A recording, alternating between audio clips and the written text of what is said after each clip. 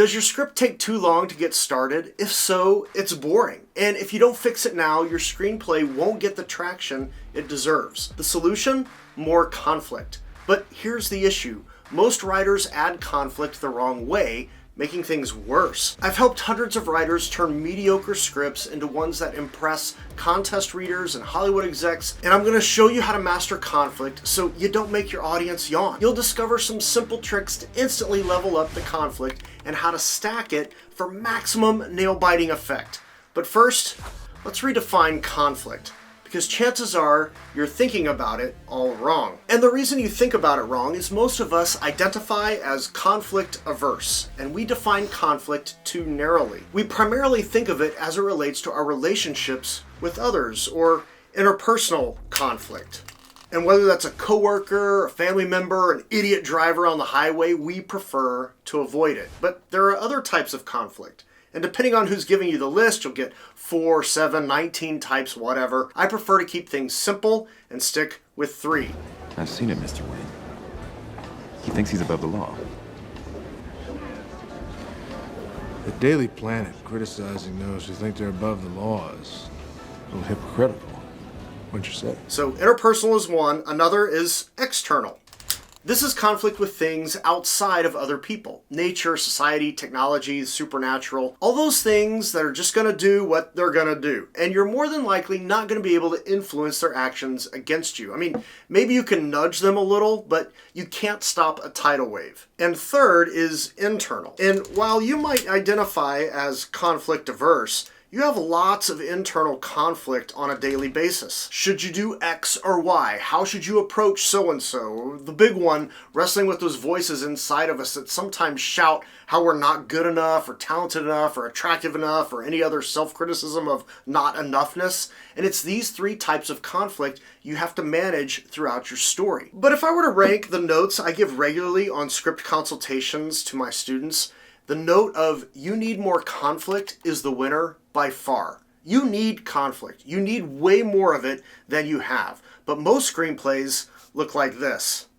The writer is only using one wick at a time. And usually they're only using one type of conflict throughout their entire script. Now, as a side note, I have never ever given this feedback on a script. You have too much conflict. Take some of it out.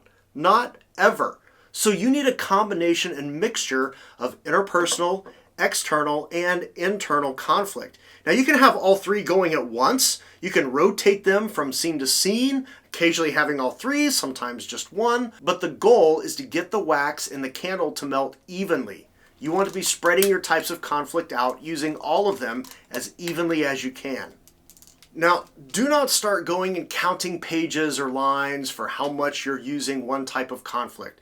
But you should do an inventory and see if you're overusing one type or underusing, or maybe not using at all one of the other types.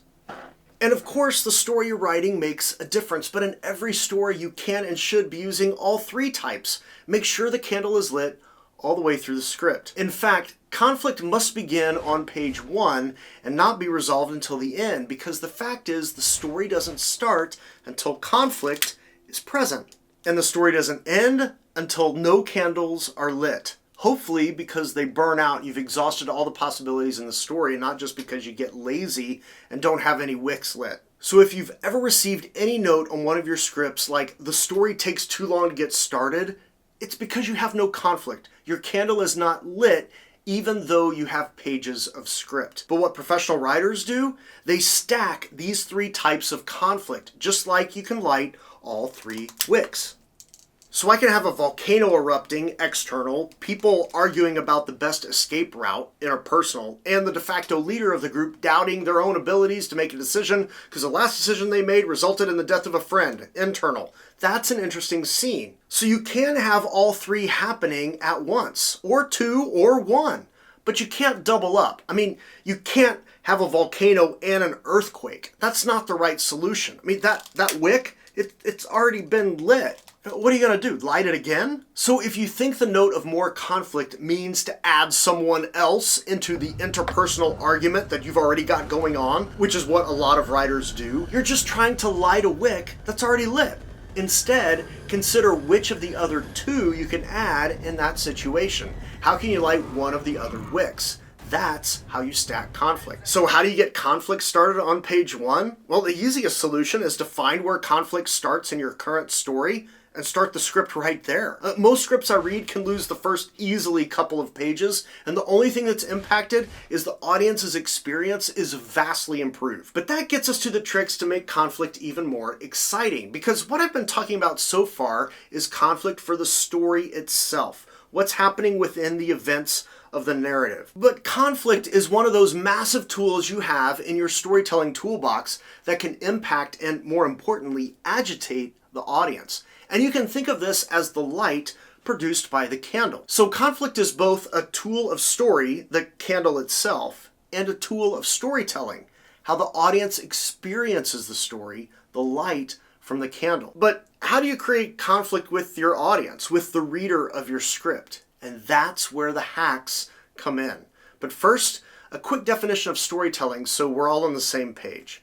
Storytelling is everything related to the audience's experience of participating in a story. And in a sense, you can think of this as conflict between you, the storyteller, and the audience, the ones participating. They came to the script to read it, the movie to watch it, the show to watch it, whatever, expecting certain things. They wanted to see certain things. And you can take these expectations, turn them on their head, and give the audience something unexpected to create conflict. And writers ignore this type of conflict way more than they should. And the reason you don't want to overlook this is because we, as people, are conflict averse. We don't like conflict, and we want and need and crave conflict to be resolved. We don't like not knowing whether things are resolved or not. We want to understand why the candle flickers like it does. So light the flippin' candle already. And when you create this kind of storytelling conflict with the audience, you are helping them want to stay around for the resolution.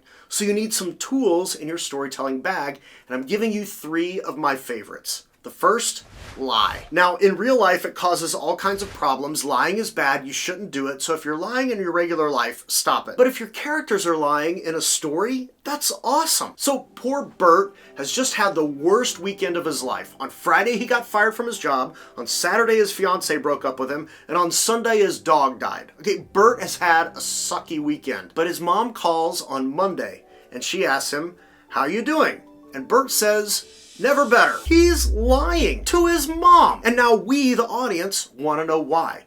We will stick around until we get some resolution to that conflict, until we understand what the light flickers from the candle are showing us. Now, you can overdo this one, but normally when a character lies, it's fantastic. And we even like stories with lying narrators, the ones your English teacher called unreliable narrators. And by the end of the movie, we come to find out they've been lying to us the whole time. And there's a reason people love movies like The Sixth Sense, Fight Club, The Usual Suspects. Don't be afraid to have your characters lie. Just keep in mind that the audience has to know the character is lying for it to actually be effective. It doesn't always matter when the audience knows, but most of the time the audience knows the truth, then watches the character lie, and now we're hooked and want to know, why did they lie? And so we're going to watch until that conflict gets resolved for us. The second trick is a double-edged sword, because if you do it right, it causes the audience to simmer, and the conflict slowly boils up in them, and you can hook them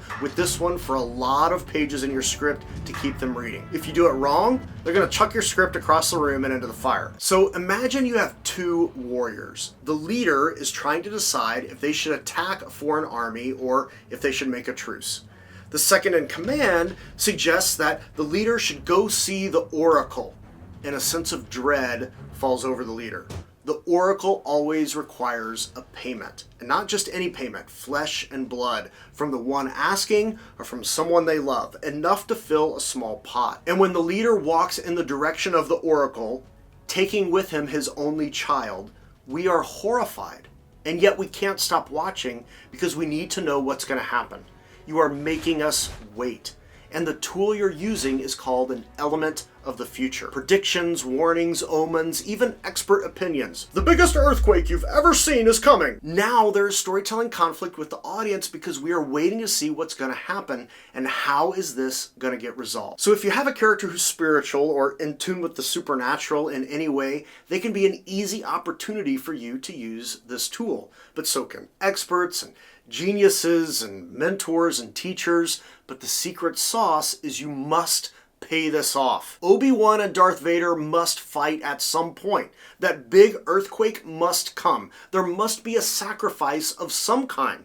Because if you don't resolve all the conflict in your story, the audience will feel unsatisfied and all the work you put into your script will have been for nothing. The last trick is powerful because it literally forces viewers to be more engaged. And it's about pushing your characters' buttons. Those triggers that set them off instantly. We all have them. For me, it's seeing someone being taken advantage of, especially if they can't defend themselves. It lights me up instantly. And just like me and you, I know you've got a short fuse about something, so do your characters. Think about John Wick.